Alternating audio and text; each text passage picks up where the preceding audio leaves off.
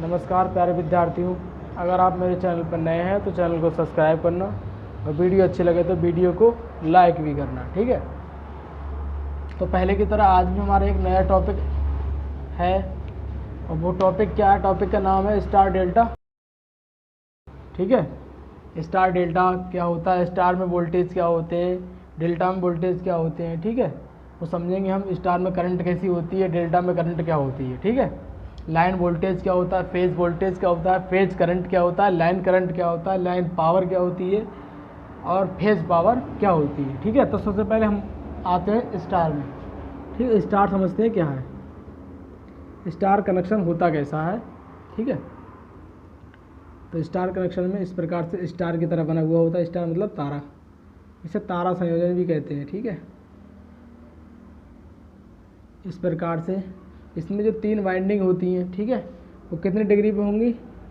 120 degree पे होंगी। ठीक है, तीनों वाइंडिंग पूछ लेता है, क्वेश्चन पूछता है आपसे कि ये तीनों वाइंडिंग होती है कितने डिग्री पर या कितने डिग्री एंगल पर होती हैं। ठीक है, तो हम कह सकते हैं 120 डिग्री पे होती हैं। ठीक है, एक दूसरे से 120 डिग्री पे होंगी। ठीक है, इसको समझते होंगे आप शायद। अब इसमें क्या है, ये मान लेते हैं हम L1 है, ये L2 है, ये L3, इन्हीं को हम R, Y और B भी कह सकते हैं। ठीक है, अगला क्या है इसमें, अब क्या देखते हैं हम, अगर फेज टू फेज यानी लाइन से लाइन के बीच में अगर हम वोल्टेज मेजर करते हैं तो वो क्या आता है? B, line voltage. ठीक है, अब क्या करते हैं हम, दूसरा एक पॉइंट बन जाता है हमारे पास न्यूट्रल पॉइंट। इसमें क्या होता है, एक न्यूट्रल पॉइंट होता है। ठीक है, मान लेते हैं कि न्यूट्रल पॉइंट है ये। अभी हम इसके फेज के और न्यूट्रल के बीच में देखते हैं वोल्टेज जब मेजर करते हैं तो ये क्या होता है? फेज वोल्टेज होता है। ठीक है, यानी कि हम फेज से फेज के बीच में या लाइन से लाइन के बीच में मेजर कर रहे हैं वोल्टेज को, तो वो क्या कहलाता है? Line voltage. या हम कह सकते हैं पॉइंट के रूप में लिख सकते हैं। इसमें क्या है? बी है लाइन वोल्टेज। ठीक है, अब देख सकते हैं बी पी एच लिखा है, तो क्या है ये? Phase voltage. ठीक है, अब क्या होता है, कह सकते हैं स्टार में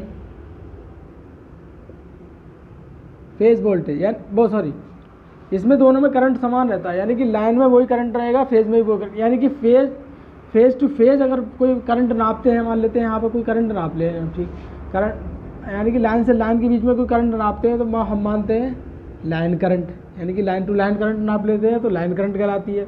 ठीक है, और इसके बीच में नापेंगे, फेज और न्यूट्रल के बीच में नापेंगे, तब भी हमारे पास क्या आएगा? इसके बराबर ही आएगा। ठीक है, या हम कह सकते हैं स्टार में लाइन करंट बराबर फेज करंट, यानी करंट हमारी समान रहती है। ठीक, स्टार में अब क्या रहती है? वोल्टेज, तो लाइन वोल्टेज बराबर √3 बी फेज, ये फार्मूला बन जाता है। ये फार्मूला आप याद रखें, इंपॉर्टेंट फार्मूला। यानी कि हम कह सकते हैं स्टार में क्या होता है? लाइन करंट बराबर फेज करंट होता है। ठीक है, और स्टार में जो वोल्टेज होता है वो लाइन वोल्टेज बराबर √3 फेज वोल्टेज के बराबर होता है। ठीक है, समझ गए होंगे शायद। अब लिख लेते हैं थोड़ा, IL क्या है? Line current. ठीक है, और IPH ये क्या है? फेज धारा या करंट। ठीक है, ये भी आप समझ गए होंगे। ठीक है, मेन चीज़ याद ये रखना है कि स्टार में क्या होता है, तीनों जो बाइंडिंग्स होती हैं हमारी वो कितने डिग्री पे होती है? 120 डिग्री पे। ठीक है, और दो फेजों के बीच में नापा गया वोल्टेज क्या बोला था? Phase voltage. फेज और न्यूट्रल के बीच में नापा गया वोल्टेज क्या कहलाता है? फेज टू फेज नापा गया वोल्टेज क्या कहलाता है? Line voltage. और फेज और न्यूट्रल के बीच में नापा गया वोल्टेज फेज वोल्टेज कहलाता है। ठीक है, याद रखेंगे। अगला हमारे पास क्या है, ये स्टार का कनेक्शन हो गया। अब ये देखते हैं स्टार में क्या रहता है, हमारे पास करंट समान रहता है, लाइन करंट बराबर फेज करंट, और वोल्टेज हमारे पास क्या होता है? लाइन वोल्टेज बराबर √3 फेज वोल्टेज के बराबर होते हैं। ये फेज वोल्टेज कम होता है। ठीक है, अब आगे देखते हैं हम, स्टार हो गया हमारे पास। अब देखते हैं डेल्टा में। अब पावर की बात करते हैं। स्टार में पावर की फार्मूला क्या होता है? पावर बराबर हमारे पास जो होता है V L I L cos phi. ये हमारे पास पावर का फार्मूला होता है स्टार में। ठीक है, एक फार्मूला और होता है पावर बराबर 3 V phase into I phase, ठीक है, कॉज फाई।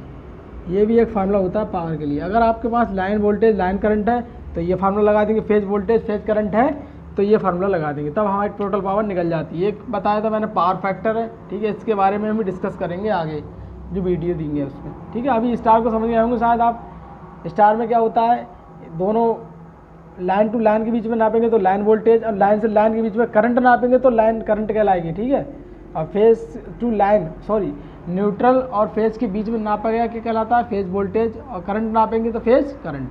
ठीक है, इसको समझ गए होंगे शायद। अब इसके बाद आते हैं हम डेल्टा पे। डेल्टा कनेक्शन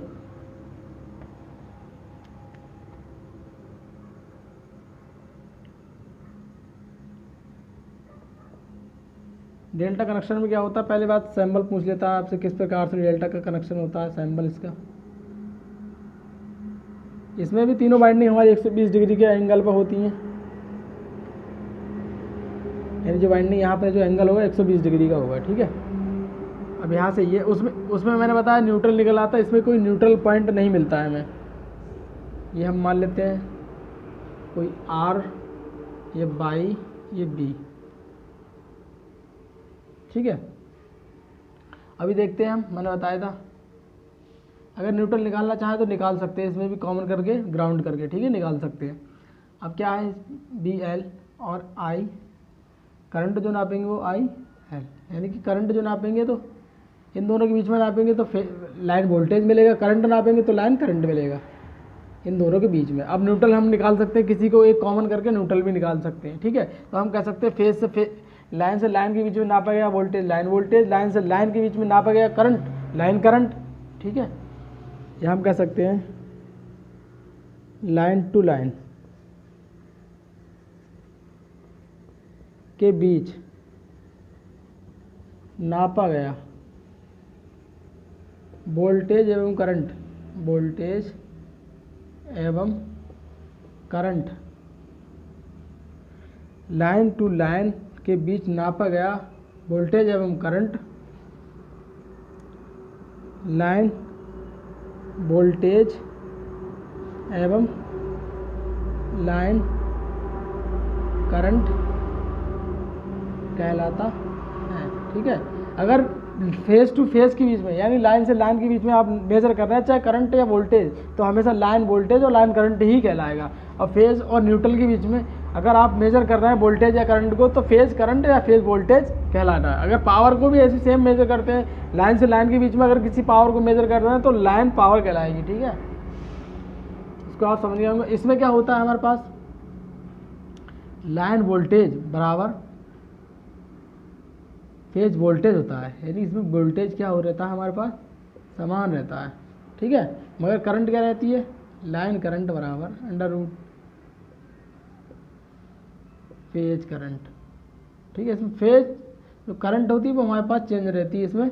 अब कह सकते हैं क्वेश्चन ये आता है कि स्टार में हमारे पास क्या समान रहता है, तो कह सकते हैं दोनों में करंट समान रहती है। फेज और न्यूट्रल के बीच में नापेंगे तब भी उतनी करंट मिलेगी, और फेज टू फेज की लाइन से लाइन के बीच में नापेंगे तब भी उतनी करंट मिलेगी। मगर डेल्टा में क्या होता है, डेल्टा में इन दोनों के बीच में अगर नापेंगे वोल्टेज तब भी उतना मिलेगा, और न्यूट्रल और फेज के बीच में नापेंगे तब भी उतना ही वोल्टेज मिलेगा। ठीक है, मगर करंट चेंज हो जाता है उसमें वोल्टेज चेंज हो जाता है। ये आपको क्वेश्चन याद रखना पड़ेगा। ठीक है, बाकी इसमें पावर वही फार्मूला रहेगा, पावर बराबर under root 3 V L I L cos phi. ठीक है, समझ गए होंगे शायद। याद रखें line voltage phase current line current. ठीक है, एंगल याद रखें 120 डिग्री होता है।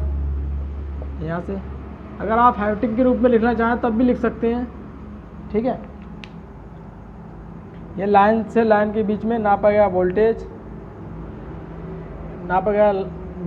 एवं करंट लाइन वोल्टेज एवं लाइन करंट कहलाता है, ठीक है।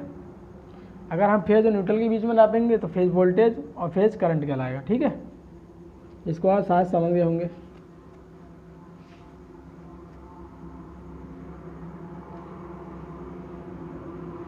अगर लिखना चाहें तो लिख सकते हैं हम।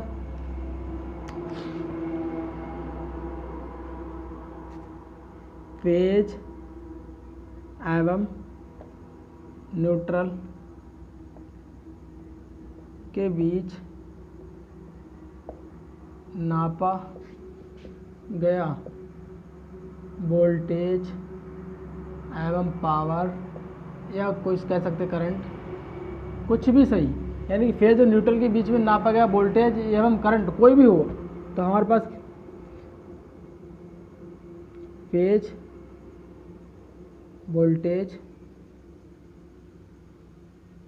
वोल्टेज एवं फेज करंट कहलाता है, ठीक है।